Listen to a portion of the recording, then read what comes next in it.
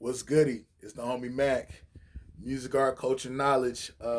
With this session of Mac Minutes, we're gonna get into some real deep stuff. The gravity of it is overarching. It has a far reach, and it impacts the social, political, economic realities of Black people to this day. To this day, Deontay Wilder voice. To this day. But yeah, like, share, comment, subscribe to the YouTube channel 82 Kings. Click that notification bell. Salute to everybody that's rocking with the Mac TV movement. Mac TV podcast. First episode is actually coming very soon. Very soon.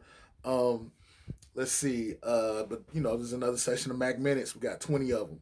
So go through the YouTube channel. You'll find something that you'll resonate with, that'll inspire you, motivate you. But yeah, let's get into it.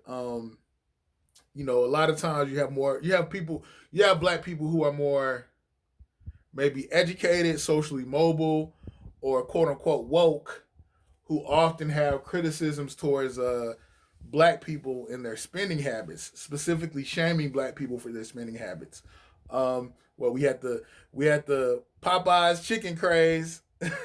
So that instigated, well, not that triggered a lot of people. That triggered that dichotomy between the quote unquote woke people, the educated people, and I guess the people who were the Black people that were indulging. And then recently you had the Bread 11s drop. I'm a Nike head, I'm a shoe head, you know it. And I would say that the Bread 11s are considered a grail shoe for a lot of sneaker heads. And a lot of people would say, well, dang, why are y'all spending y'all money on this stuff? Y'all don't need this stuff. Blah, blah, blah. You probably don't even own y'all don't own anything. Your kids aren't doing well in school. You're probably renting something, buying stuff on credit all the time, and you're digging a deeper ditch for yourself. And my thing is, I can understand their frustration, but I think what we really need to get at is the fact that a lot of times people's spending habits, within this capitalist system, people want to keep up with the Joneses, or just having things. It having nice things. It feeds into people's ego, or it feeds into people's just need to say, look, I'm something. I got something. I'm nice. I got something worth having. Like, I'm not. My value essentially is predicated upon materialism. Let's keep it 100. That's what a lot of this boils down to.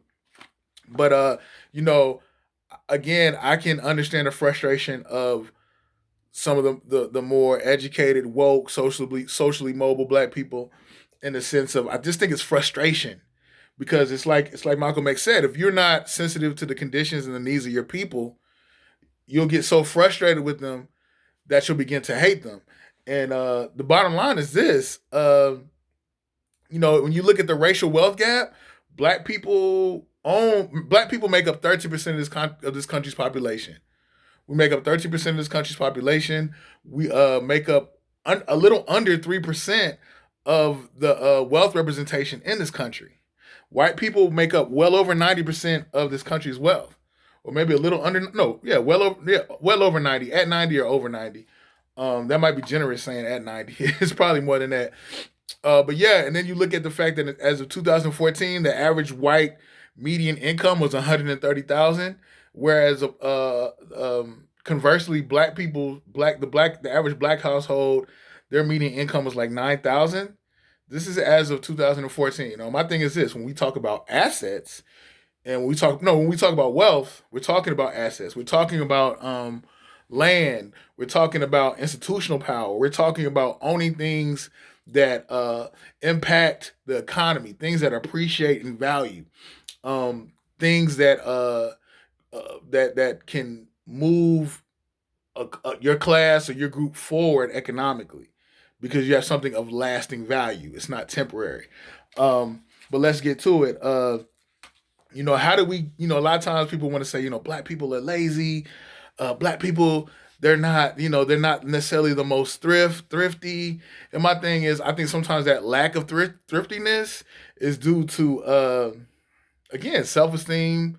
Due to not when I say self esteem, again, what I said earlier, like, you want to show that you have something. So sometimes you don't always necessarily make the best decisions long term economically. And I'm not saying that this is an indictment on all black people, but I'm guilty of it. I've made mistakes financially because I wanted to, stunt, look nice. But again, that speaks to a an issue of self esteem and how you're correlating value, self worth with materialism, and that's dangerous. But my thing is, there is a whole institutional, systematic reason why black people are in the condition that we're in today as of 2019. What we came here forcibly.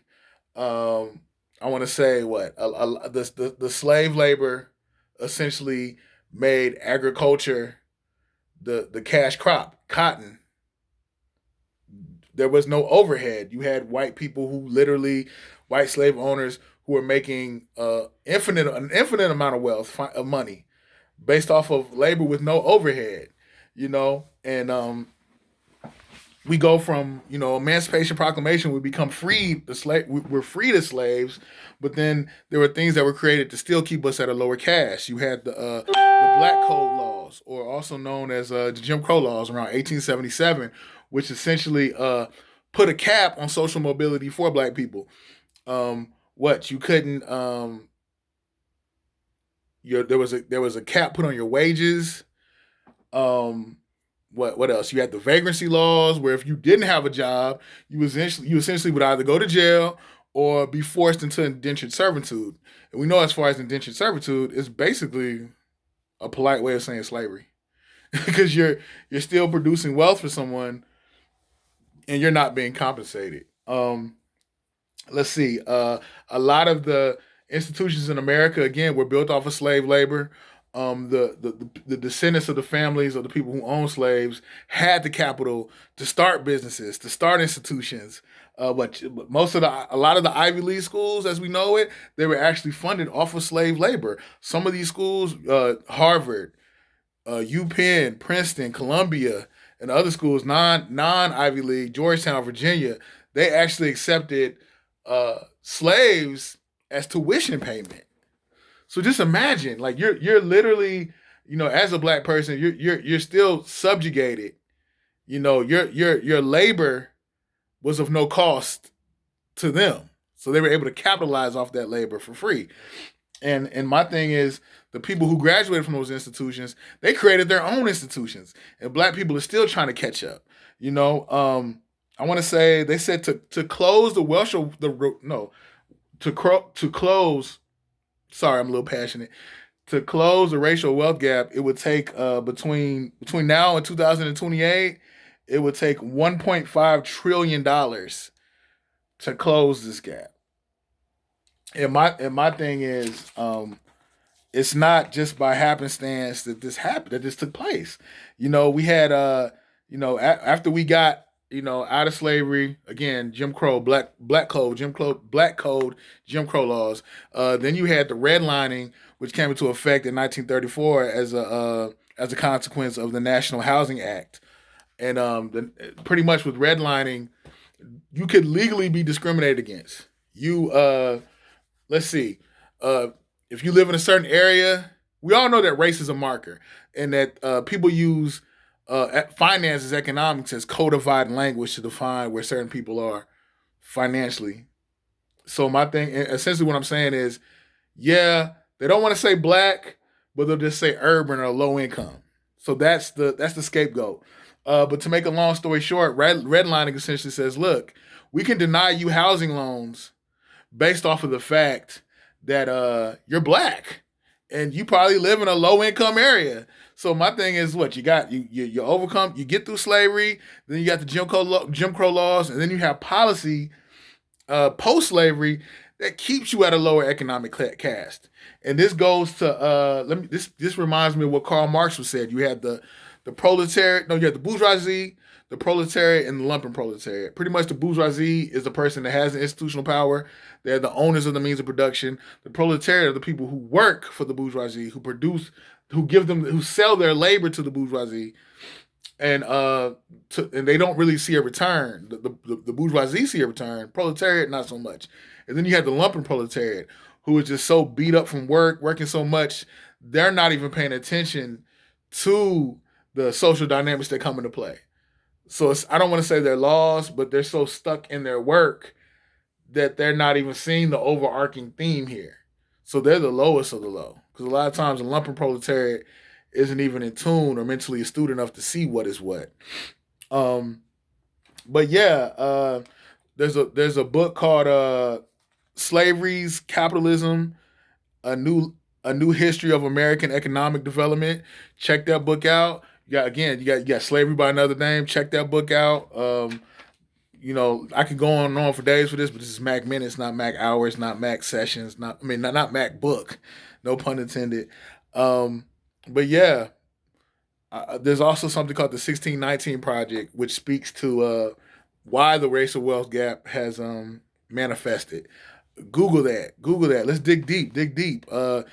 Salute to Tone Talk. Salute to the ADOS movement, because black people are definitely on old reparations. And my thing is, with reparations, it's essentially repaying a debt and this debt was caused by the institutional, the systemic oppression that black people have faced. This is very real. It's your boy Mac. Like, share, comment, subscribe. 82 Kings. Follow the movement on IG, MacTV_82. Get your Jordans, get your Popeye'S chicken sandwiches, do all that stuff. But let's be as financially literate and astute as possible. No shaming. Let's love each other. Each one teach one. Be blessed. Salute.